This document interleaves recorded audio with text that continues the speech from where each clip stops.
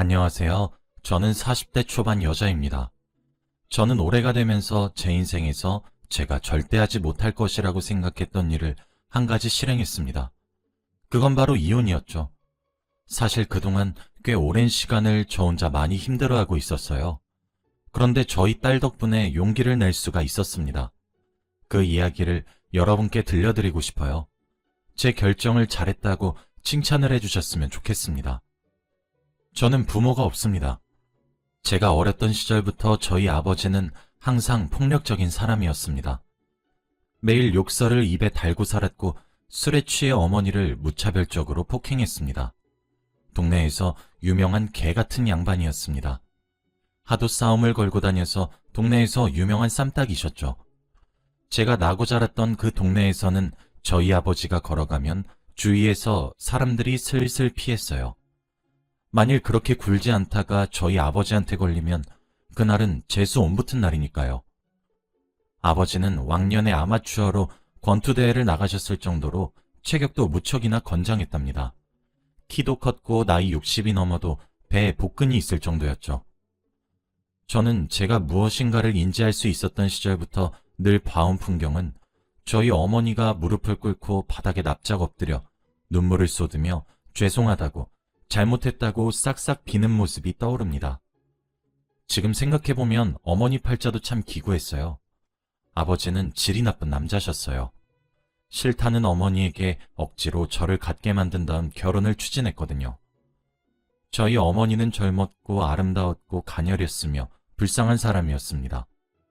아이를 임신했다고 친정에서 연을 끊다시피 하면서 거의 버려지다시피 하셨거든요. 그렇게 울며 겨자 먹기로 아버지와 살림을 살게 되었고 저를 낳으셨어요. 하지만 어머니의 결혼 생활은 절대 순탄하지 않았습니다. 항상 온몸에 멍을 달고 다녔고 두 눈은 매일 눈물을 흘려 퉁퉁 부어 있었습니다. 머리에는 스트레스성인지 탈모가 시작되어서 빗질 한 번에 후두둑 떨어졌고 매맞은 흔적들이 온몸을 덮고 있었기에 한여름에도 긴팔을 입어야만 하셨죠. 아마 그날은 제가 7살이 되던 해였고 어린이날이었던 걸로 기억하고 있습니다. 어머니는 저를 데리고 근처 공원을 향해 갔어요. 아버지가 집안의 가장인데 저지경이니 어머니가 부업과 식당 일을 통해 돈을 조금씩 벌어서 생활했죠. 그때 공원에는 항상 솜사탕을 파는 아저씨가 오셨었습니다. 물론 제게는 그림의 떡 같은 존재였죠. 그런데 그날 어머니는 큰 마음을 먹고 제게 솜사탕 하나를 안겨주었습니다. 당시에는 그게 꽤 비싼 가격이었는데도 불구하고 말이에요. 어머니는 그동안 돈을 아꼈던 것인지 뭔지 제게 솜사탕도 사줬고 시장에 데려가 제일 비싸고 예쁘고 좋은 옷을 여러 벌 사주셨습니다. 사탕도 사주셨고 뽑기도 시켜주었죠. 제게는 그날이 너무 선물 같은 하루였고 잊혀지지가 않았어요. 그리고 어머니는 저를 꼭 안아주시며 사랑한다고 말해줬죠. 저 때문에 지옥 속에서 숨을 쉬고 살았는데 자신이 이기적인 사람이라 이렇다고 미안하다고 하시면서 저를 꽉 안아주었습니다. 숨 쉬는 것이 불편할 정도로 말이죠. 어머니는 그러고 난 이후 저를 집에 데려다 주셨어요. 그리고 시장에 지갑을 두고 오셨다며 먼저 집에 가 있으라고 하며 시장으로 되돌아갔습니다. 그렇게 뒤돌아선 어머니의 바지 뒷주머니엔 잃어버렸다던 지갑이 있었지만 왠지 모르게 거기 있다는 사실을 지적할 수 없었습니다. 왠지 모르게 말이에요. 그리고 그 모습이 살아있는 어머니의 마지막 모습이었습니다. 아무리 기다려도 어머니는 돌아오지 않았습니다.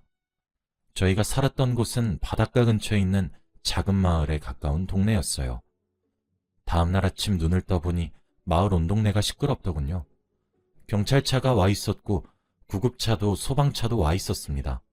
그리고 들것에 실려 하얀 천을 덮은 사람이 실려 나왔어요. 그리고 그 사이로 핏기가 가신 손은 분명 우리 엄마의 손이었죠. 맞아요.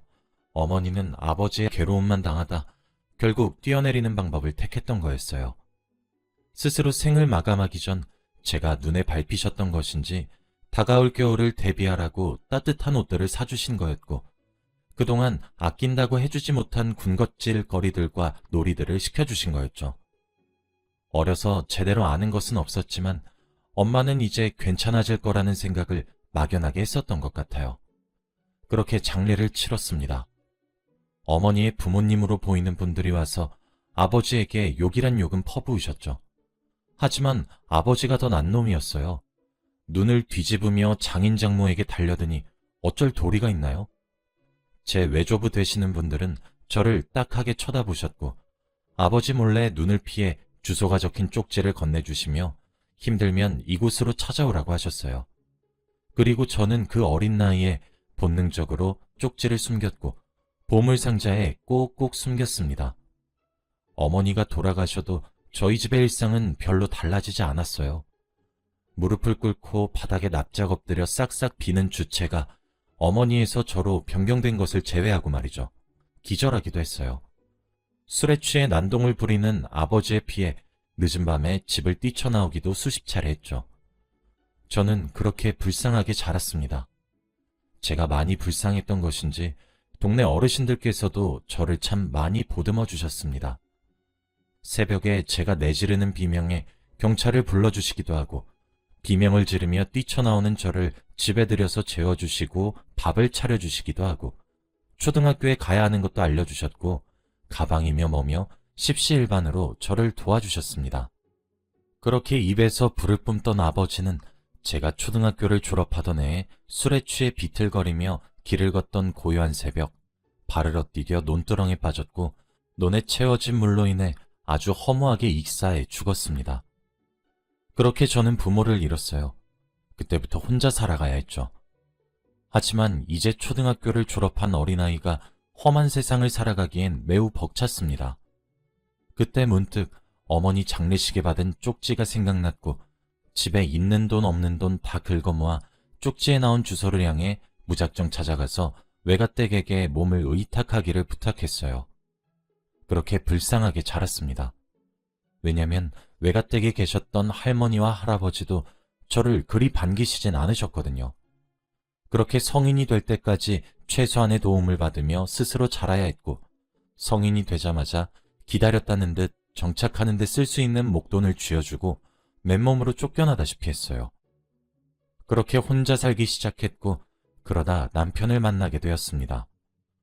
제대로 배우지도 못했고 제대로 먹지도 못해 작은 키를 가진 어린 소녀였던 저는 세상 물정에 어두웠고 남편이 달콤한 말을 속삭이면 속삭이는 대로 전부 믿었습니다.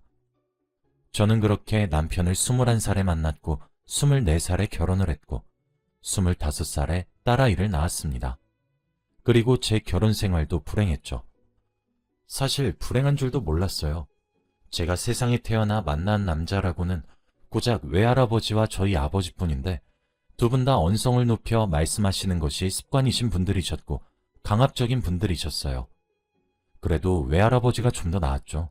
절 때리시진 않으셨으니까요. 그렇게 독선적이고 강압적이고 권위의식과 가부장적인 사상으로 똘똘 뭉친 사람들만 보고 자라 그런지 남자 보는 눈이 없었던 거죠. 제 남편도 그러한 사람이었어요. 남자는 하늘이고 여자는 땅인 사람이었죠. 제게 일방적인 복종만을 강요하는 사람이었어요. 제가 만일 남편의 의견을 따르지 않는다거나 조금이라도 남편이 원하는 기준에 미치지 못하거나 미흡할 경우 인격적인 모욕을 서슴지 않았고 쌍욕이 제 애칭이란 생각이 들 정도로 많이 들었어요. 그리고 수가 틀리면 손부터 올리는 사람이었습니다. 연애하던 시절엔 이런 경우가 단 한 번도 없었어요. 자상하고 세심하다고 생각될 정도로 사랑받고 저는 복받은 여자라고 생각했는데 결혼 이후 점점 남편은 변해가다가 딸아이가 태어나고 난 이후 완벽하게 변해버렸습니다. 저를 죽일 듯이 팻날이면 시어머니가 절 찾아와서 미안하다고 절 위로해 주셨고 남편도 미안하다며 꽃다발을 사오거나 작은 선물을 사왔습니다. 그게 화해의 방식이었어요. 그깟 정이 대체 뭐라고 정에 굶주렸던 저는 절 안아주는 시어머니의 손길과 꽃다발을 내미는 남편의 애정마저 놓칠세라 황급히 잡아챘습니다. 그런 날도 있었던 것 같아요. 퇴근 후 돌아온 남편이 꽃다발을 제게 내밀며 사과를 건넸었죠. 그리고 그날 저녁을 먹은 이후 국그릇과 밥그릇의 위치를 반대로 놓아두었던 이유로 복날에 개패듯 했습니다. 25에 태어난 아이가 지금 곧 성인이 됩니다. 저는 18년간 그렇게 남편의 폭행 속에 삶을 살아왔어요. 그런데 어느 날 딸아이가 제게 이혼을 권유하더군요. 딸아이가 이혼을 하라고 얘기를 하기 전까지 저는 이혼이란 선택지 자체를 떠올리지 못했습니다. 도망치고 싶은 마음이 굴뚝 같았고 그만하고 싶은 마음이 차올랐지만 잠든 딸아이의 얼굴을 보면서 마음을 다스렸고 다잡았어요. 그 옛날 저희 어머니가 했던 선택을 되풀이해서 상처를 주고 싶지 않았거든요. 그래서 저는 적어도 제 딸아이는 노출되지 않게 방어하며 키웠습니다.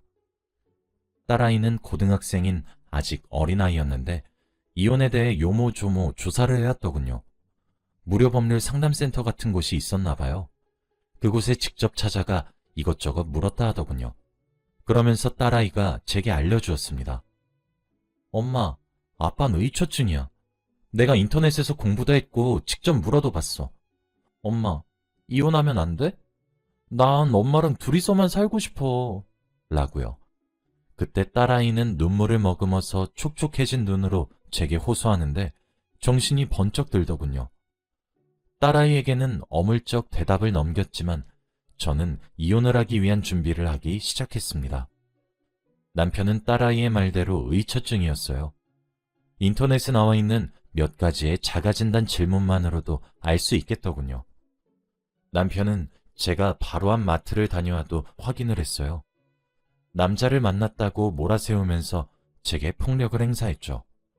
누구와 어디를 다녀왔는지 보고를 하게 했고 외출도 허락 없이 나가지 못했습니다. 제가 외출하는 것을 병적으로 싫어하더군요. 대중교통을 이용해서 조금이라도 정해진 시간보다 늦게 들어오면 어떤 놈이랑 있다가 왔냐고 소리를 버럭 질렀습니다. 제 휴대폰에 위치 추적 어플을 설치하기도 했고 집에 CCTV를 설치하기도 했죠. 제가 남편의 입안에 혀처럼 굴지 않는 날은 제 입에서 비명소리가 반드시 나왔으니까요. 그렇게 인터넷으로 검색을 하는데 하나의 글귀가 눈에 들어오더라고요. 맞고 사는 엄마를 보고 자란 딸은 때리는 남편을 만나는 팔자를 살게 된다 라는 말이었어요. 그때 뭔가 머리를 댕 하고 치는 듯 했어요. 실제로 맞고 살았던 엄마를 보고 자란 제가 맞고 살았으니까요. 그래도 저는 딸아이만큼은 노출되지 않게 발악하듯 애썼습니다. 그중 하나가 딸아이를 밖에서 계속 학원에서 학원으로 돌리는 거였습니다. 집에서 잠만 잘 수 있게 말이에요. 그 외 시간에 집에 있으면 좋지 못한 꼴을 보게 될 테니까요. 그래서 저는 딸아이의 학원 스케줄만큼은 고집을 부렸습니다. 남편도 이 부분만큼은 제게 져줬어요. 그리고 남편도 딸아이가 집에 있으면 제게 손을 올리지 않았죠. 저 그렇게 불쌍하게 살았어요. 그렇게 꽤 며칠간의 인터넷 검색을 통해 여러 자료를 모았고 저는 이혼을 결심했습니다. 딸아이가 제일 마음에 걸렸어요. 딸아이에겐 손찌검을 하지 않았지만 저희 아버지처럼 아내의 부재에 의한 화가 딸아이에게로 화살을 돌릴까 염려되어 딸아이 학교에 전화를 해서 다급히 조퇴를 시켰습니다.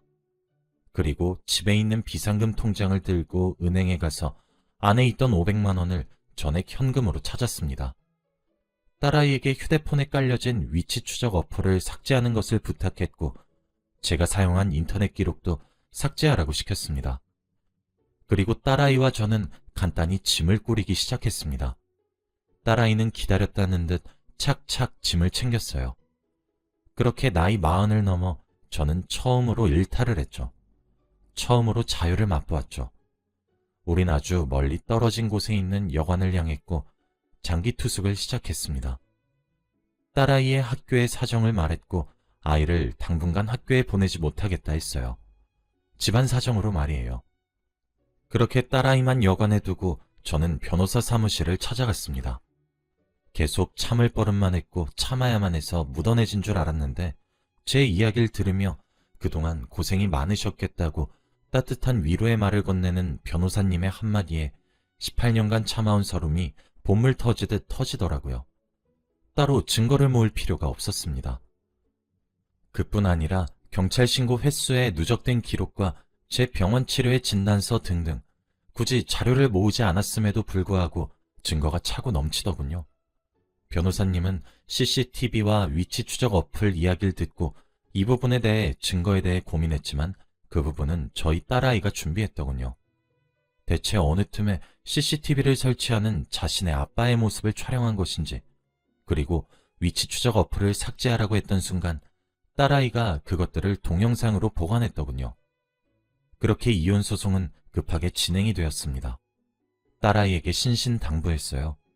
친구들에게도 우리가 지내는 주소를 절대 말하면 안 된다고. 그럼 우린 끝이라고 말이에요. 그리고 법정에서 남편을 만나게 되었습니다. 법은 제 편을 들어주었습니다. 20여 년간 가까이 매일 외출을 자제시키는 등 상식적으로 이해할 수 없는 선에서의 이상한 집착적인 행동들에 의해 더 이상 혼인 유지가 어렵다고 판결을 했고 제가 이혼 소송에 승소할 수 있었습니다. 남편은 항소를 했지만 끝내 패했어요.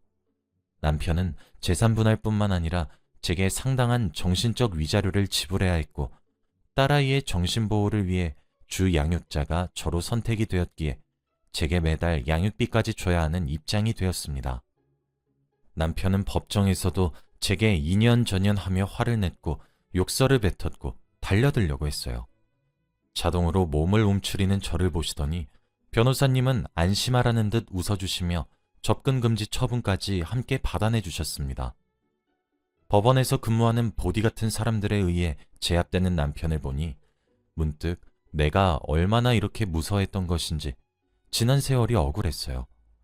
재산 분할과 위자료의 액수가 제가 생각했던 것보다 꽤나 큰 금액이 들어왔고 저는 그 돈으로 저와 딸아이가 둘이서 살기 딱 좋은 빌라를 하나 구매했어요. 저희가 살던 지역이 아닌 다른 지역에 말이죠. 이사를 하는데도 딸아이는 미련 하나 없더군요. 아마 제 학창시절처럼 딸아이도 이런저런 소문에 휩싸여 마음고생이 심했겠거니 짐작만 할 뿐이에요. 저희 모녀는 새로 이사온 동네에서 지금 반년째 아주 적응을 잘하고 있습니다. 어차피 연고도 없었던 저였기에 쓰던 휴대폰은 버렸고 새로운 번호로 바꿨어요. 딸 아이도 새로 전학 온 학교에서 잘 적응하고 있는 것 같습니다. 그리고 저는 일도 시작했어요. 비록 식당에서 설거지라는 알바긴 하지만 그래도 목돈으로 받은 위자료와 재산분할금은 웬만하면 손대지 않으려고 하거든요.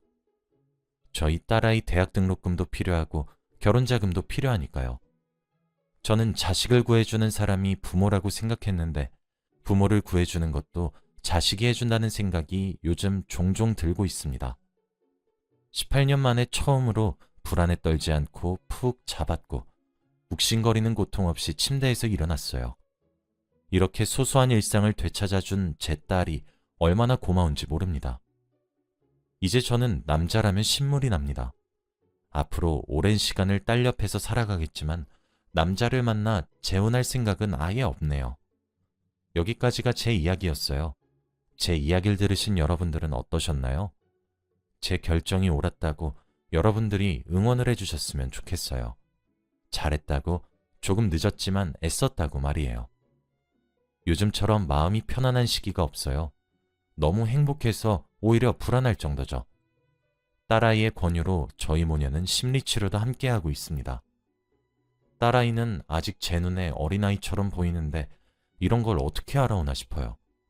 빨리 철들게 만든 것 같아 무척이나 미안하네요. 저희 모녀는 앞으로도 씩씩하게 잘 살아가도록 할게요. 제 이야기를 끝까지 들어주셔서 고맙습니다. 이렇게 속을 터놓고 나니 속이 시원해져서 기분이 좋아지네요. 여러분들도 오늘 하루 기분 좋은 마무리 하시고 좋은 꿈 꾸세요. 감사합니다.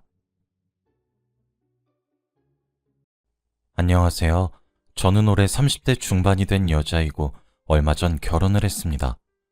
제 인생에 이런 날이 올 줄은 전혀 몰랐어요. 요즘 매일매일 꿈을 꾸는 것만 같아요. 왜냐하면 옛날에는 제가 지금의 몸과 조금 달랐거든요. 저는 조금 통통한 몸매를 가진 평범한 여자였습니다. 제 눈에는 통통이지만 남들 눈에는 뚱뚱으로 보였을 거예요. 늘 살을 빼고 싶다는 마음을 가지고 있긴 했지만 먹는 게 너무 좋았고 스트레스를 받으면 항상 음식을 먹으면서 풀었기에 살을 뺄 수 없었죠. 그리고 뚱뚱했을 시절에 남자친구도 있었기에 뺄 이유가 없었어요. 저와 남자친구는 사내 연애 중이었는데 둘 다 신입이라서 아무도 모르는 비밀 연애를 했습니다. 정말 눈 한 번 마주치지 않았고 이야기도 나누지 않았죠. 카톡하는 것도 걸릴까봐 일할 동안에는 연락도 아예 안 했습니다. 일 마치고 같이 퇴근하는 것도 절대 안 하고 그냥 회사에서 남보다 못한 사이로 지냈죠. 그래서 아마 아무도 저희가 사귀는 것을 몰랐을 겁니다. 그런데 제 남자친구는 신입이라 나이도 어리고 얼굴도 잘생긴 인기가 많은 남자였고 저는 외모가 뛰어난 편이 아니라서 모든 직원들이 저보다 제 남자친구를 더 좋아했어요. 여직원들은 제 남자친구가 솔로인 줄 알고 접근하면서 음료수도 주고 하면서 어떻게든 꼬셔보려고 노력했지만 남자친구는 저를 너무 좋아했기에 다 거절했죠. 그때도 이렇게 잘생긴 남자가 나를 왜 좋아하나 싶었습니다. 남자친구는 우리 유정이 뱃살이 얼마나 좋은데 살 절대 빼지 마 라고 하며 제가 다이어트 하는 것을 굳고 반대했죠. 그런데 남자친구를 좋아하는 여직원들이 한둘이면 귀엽게 질투하고 말 텐데 정말 회사에 있는 모든 여자들이 좋아했어요. 제 남자친구는 회사 내에서 잘생긴 신입으로 유명했답니다. 다들 개인적으로 연락하는 건 기본이었고 어떻게든 남자친구와 단둘이 야근을 하려고 일을 더 하겠다고 하는 사람이 한둘이 아니었거든요. 그리고 그 중에 딱 한 명이 정말 악덕이었습니다.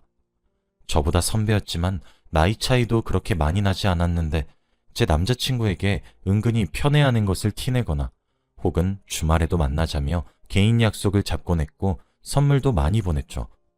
솔직히 이건 선 넘는 행동이라고 생각해서 남자친구에게 그 선배랑 친하게 안 지내면 좋겠다고 말을 했더니 남자친구는 절대 안 임할려. 내가 우리 유정이 걱정 안 하게 거절할게. 라고 하더군요. 그 말을 믿었지만 남자친구는 거절을 하지 못했고 제 속을 썩이기만 했습니다. 그래서 어쩔 수 없이 제가 나서기로 했죠. 선배가 남자친구 옆에서 불필요한 야근을 권유하거나 사적인 이야기를 할 때마다 제가 선배를 불러서 선배 이것 좀 알려주세요. 선배 오늘 점심 같이 드실래요? 라고 하면서 쓸데없는 말을 하곤 했습니다. 처음에는 선배가 정성스레 답을 해주긴 했지만 계속해서 물어보니까 단답형으로 대답하더라고요. 나중에는 유정 씨는 선배가 나밖에 없니? 나 지금 강민 씨랑 대화 중이잖아. 라고 하며 눈치를 주었죠. 그 뒤로 무서워서 선배에게 말을 못 꺼냈습니다. 이렇게 대놓고 선배가 남자친구를 유혹하니까 많은 사람들이 선배가 제 남자친구를 좋아한다는 것을 알게 되었고 제 동기들이나 선배들은 다 같이 도와주겠다며 선배 편을 들었어요. 그리고 얼마 후 제가 탕비실을 지나가는데 여직원들이 5명 정도 모여서 수다를 떨고 있더라고요. 솔직히 저는 저희 부서에서 왕따 비슷한 것을 당하고 있었는데 그래도 일하는 데에는 지장이 없고 남자친구도 있으니 괜찮았습니다. 그런데 탕비실에서 제 이름을 부르는 소리가 들리더라고요. 근데 유정씨, 건강을 위해서라도 살을 빼야 될 것 같은데 사람이 그렇게 젊어서부터 뚱뚱하면 나중에 성인병 엄청 걸리잖아요. 라고 하며 제 몸에 대해서 평가를 하고 있더라고요. 그러면서 그때 선배의 목소리가 들렸어요. 얘, 그게 사람 몸이니? 완전 돼지지. 걔랑 우리랑 같은 취급을 하면 어쩌니? 걔는 살 빼도 얼굴 자체가 글러먹어서 안 돼. 살 빼도 다 예뻐지는 거 아니다. 걔 이목구비 봐봐. 그게 예뻐질 얼굴이니? 걘 다이어트해도 성형까지 해야 될걸? 선배는 제 외모에 대해서 뒷담화를 시작했고 제 동기들은 어떻게든 선배에게 예쁨 받고 싶었는지 그 말이 맞다면서 다 같이 하하호호 웃고 있더라고요.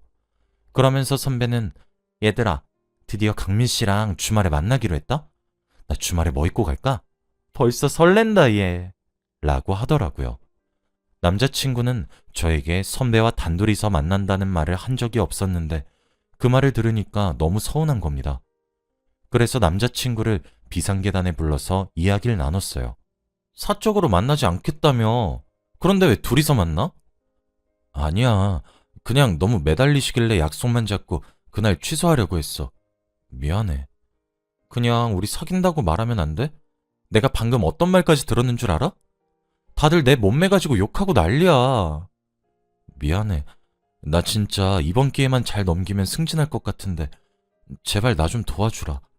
나 승진하면 우리 사귀는 거 다 밝힐게. 어? 남자친구는 상사들에게도 예쁨을 받아서 승진을 잘했고 회사에 남자친구보다 먼저 입사한 저는 늘 남자친구보다 늦게 승진을 했습니다. 그리고 승진을 하면 연애 사실을 밝힌다고 했던 남자친구는 자신의 직급이 오를수록 더 말을 못하겠다고 하더라고요. 그러면서 대리가 될 때까지 입도 뻥끗하지 않았습니다. 그때까지 동료들의 괴롭힘은 날이 갈수록 심해졌고 이젠 아예 대놓고 했죠. 남자친구도 그 상황을 보면서 모른 척했고 제 편을 들어주지 않더군요. 동료들은 제가 뚱뚱하다는 점을 이용해서 제가 뭘 먹고 있으면 옆에 지나가면서 꿀꿀대곤 했고 누군가 커피를 쏘면 유정 씨는 아메리카노 먹어야지. 제일 칼로리가 낮잖아? 라고 하며 제 성질을 박박 긁어댔습니다. 그래도 그건 다 무시하면 그만이니까 참을 수 있었는데 제가 제일 실망한 건 바로 남자친구였어요. 자신이 신입일 때에는 저에게 개인적으로 내가 다 뭐라고 할게. 미안해. 라고 하며 사과를 했지만 이제 저보다 직급이 높아지니까 유정씨, 지금은 공적인 자리예요. 선 넘지 마시죠. 라고 하며 예전에 하지도 않던 갑질을 하기 시작했거든요. 그리고 주말에 만나는 시간도 줄어들었고 가끔 데이트를 할 때 동료들 뒷담화를 하면 그거 주위 사람들이 다 널 위해서 하는 말이니까 새겨들어. 라고 하면서 제 탓을 했죠.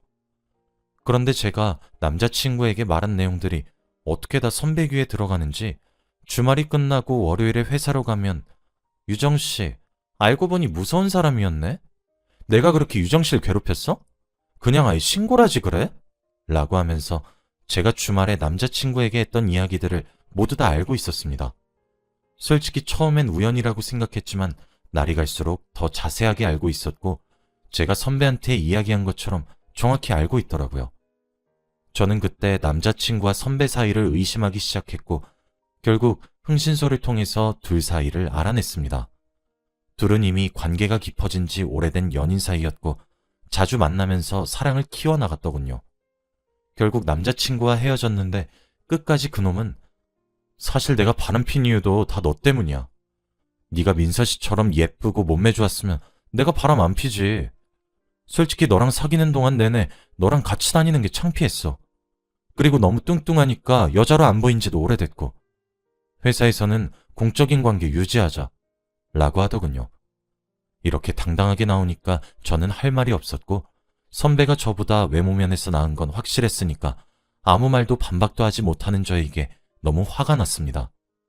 그런데 헤어지고 다음 날 회사에 가자마자 선배와 대리님이 사귄다는 소문이 돌기 시작했어요. 저와 사귀는 몇 년 동안은 티도 내지 않던 사람이 선배와 사귀니까 바로 자랑을 하며 제 앞에서 대놓고 연애제를 하기 시작하더라고요. 밥도 매일 같이 먹으러 다니고 야근도 둘이서 맨날 같이 하면서요. 회사 직원들은 대리님과 선배 같은 연애하고 싶다고 하면서 칭찬하곤 했습니다. 한 번은 대리님과 선배가 저보고 야근을 같이 하자고 하더라고요. 솔직히 둘 다 제 선배였고 공적인 사이였기에 거절할 수 없었고 저는 그날 전 남자친구와 전 남자친구의 여자친구 이렇게 셋이서 야근을 했습니다. 야근을 하는 동안 야식을 먹기 위해 한 테이블에 셋이서 같이 앉았어요. 그때 선배가 유정씨, 사실 나 강민씨랑 유정씨 사귀었던 거 알아 라고 하더군요. 별로 놀랍지도 않아서 아 그래요? 라고 했더니 선배가 이 남자 놓쳐줘서 고맙다고 말하려고 오늘 야근시킨 거야. 내가 강민씨 만나고 요즘 인생이 너무 행복하거든. 그래서 유정씨 좋아하는 치킨도 시켜줬잖아. 이건 내 선물. 무려 2마리야. 유정씨 남기지 말고 싹싹 먹어. 라고 하면서 비꼬면서 말을 하는 거 있죠. 동기였으면 당장 불같이 화를 내고 싶었지만 선배라서 그런 것도 못하는 제가 너무 한심스러웠습니다. 저는 치킨을 당연히 먹지 않았고 화가 나서 짐을 챙긴 뒤 바로 퇴근을 했어요. 그리고 그 뒤로부터 선배와 대리님의 괴롭힘이 시작되었답니다. 제가 뭐라든 이게 별로다, 새로 하라고 명령하면서 저를 부려먹기 시작했고 선배는 아예 개인적인 일까지 시키셨는데 세탁소에서 옷 좀 찾아와 달라는 부탁까지 하셨습니다. 그런데 어느 날 저희 회사 대표님이 저희 부서까지 오셨더라고요. 혹시 무슨 일이 생긴 건가 싶어서 다들 일어서서 대표님께 인사를 했는데 갑자기 화를 내면서 이 서류 누가 올렸어? 라고 하는 겁니다. 그 서류는 선배 담당 서류였고 제가 검토를 하겠다고 했지만 선배가 내가 못 믿었니? 라고 하며 검토 따윈 필요 없다고 했던 서류였죠. 결국 선배가 사고를 치고 말았습니다. 그런데 더 어이없는 건 선배는 그 서류를 보자마자 저를 쳐다보면서 유정씨, 내가 저 서류 검토하라고 했잖아. 요즘 왜 이렇게 말을 안 들어? 라고 하는 게 아니겠습니까? 자기가 한 잘못까지 저한테 떠넘기는 선배를 보고 할 말은 해야겠다 싶어서 선배가 검토 따윈 필요 없다고 하셨잖아요. 라고 했습니다. 그때 선배는 당황하면서 내가 언제 검토하지 말라고 했니? 어떻게 후배가 선배한테 대드는지 나온 참. 대리님, 제가 정말 그랬나요? 그런데 더 놀라운 건 대리님은 고민을 하다가 유정씨, 왜 그랬어요? 라고 하더라고요. 둘이서 아주 죽이 척척 맞았습니다. 대표님은 저를 째려보면서 지금 유정씨가 얼마나 큰 실수 저지른 줄 아세요? 오늘 얼마나 중요한 미팅이었는데 당장 이 부서에서 책임지세요! 라고 한 뒤 빠르게 사라지셨습니다. 그러고 선배가 찾아와서 저에게 귓속말로 그러니까 어디 선배한테 깝쳐? 라고 하고 자리를 뜨더라고요. 차오르는 화를 참으면서 일에 열중하고 있는데 그때 대리님이 저를 불렀습니다. 유정씨, 아깐 죄송해요. 저희 부서 중에서 오늘 일을 책임질 사람이 필요한데 유정씨, 정말 미안하지만 퇴직금 넉넉하게 줄 테니 사직서 내는 건 어떠세요? 대리님이 말하는 말은 정말 어이가 없었어요. 자기 여자친구 실수 덮어주겠다고 부하 직원 자르는 게 말이 되나요? 아무 말도 할 수 없었는데 대답 없는 저를 보고 사직서를 내겠다는 뜻으로 받아들였는지 대리님은 그럼 이번 달 안으로 부탁드려요 하고는 사라지셨습니다. 그렇게 어쩔 수 없이 강제 퇴사를 했고 백수 생활을 시작했죠. 아무리 생각해도 제가 그 회사에서 쫓겨난 게 너무 분하고 화가 나서 참을 수 없었고 그날 그들에게 복수를 하기로 결심했습니다. 우선 아무도 못 알아볼 만큼 살을 빼기로 했습니다. 저는 먹던 음식의 반 이상을 줄여서 살을 빼고 헬스도 열심히 하면서 운동을 했어요. 운동을 하면서 정말 죽을 것 같고 포기하고 싶을 때마다 강민 씨와 민서 씨가 저한테 했던 행동들을 상기시키면서 다시 마음을 바로잡곤 했죠. 그렇게 거의 30kg 가까이 빼면서 몸매를 갖고 나갔고 얼굴도 마음에 들지 않는 부분은 성형도 조금 했어요. 당연히 이렇게 저를 가꾸는 동안 돈만 쓰면서 놀았던 게 아니라 예전에 하다가 그만둔 공무원 시험 준비도 열심히 하고 있었죠. 그리고 저는 제 담당 성형외과 의사인 석준 씨와 친해지게 되었습니다. 나이도 저랑 비슷했는데 말하는 것도 다정하고 친절했거든요. 그러면서 사적으로 자주 만나기도 했고 연락도 하는 사이가 되었습니다. 그리고 저는 석준 씨에게 한 가지 부탁을 들어달라고 했어요. 이제 모든 것이 변했고 제 삶은 이제부터 시작이었습니다. 다들 저를 보면 누군지 못 알아봤고 저희 부모님도 저를 낯설어 했어요. 저는 제일 예쁘게 꾸민 뒤 강민 씨 집 앞에 찾아갔어요. 그는 저를 못 알아보고 스쳐 지나갔지만 저는 강민 씨의 팔목을 잡아서 쳐다봤죠. 나 누군지 모르겠어? 라고 물었고 강민 씨는 저를 한참 동안이나 쳐다보다가 설마 유정이야? 라고 하더라고요. 그날 저와 강민 씨는 근처 카페로 가서 지금까지 어떻게 살았는지 근황 이야기를 했습니다. 들어보니 제가 회사를 나간 이후부터 계속해서 자기 부서만 실수가 많아졌다고 했고 그리고 아직 민서 씨와 사귀고 있다고 하더라고요. 저는 그날부터 강민 씨에게 개인적으로 연락을 하면서 유혹을 하기 시작했는데 강민 씨는 예상보다 쉽고 빠르게 넘어왔습니다. 사실 한번 사귀었던 사이여서 그런지 어떻게 하면 강민 씨가 좋아할지 눈에 훤히 보였거든요. 그렇게 한 몇 주 동안 연락을 하고 자주 만나면서 지냈습니다. 카페에 앉아서 강민 씨와 이야기를 하고 있는데 갑자기 제 손을 덥석 잡으면서 유정아, 우리 결혼할래?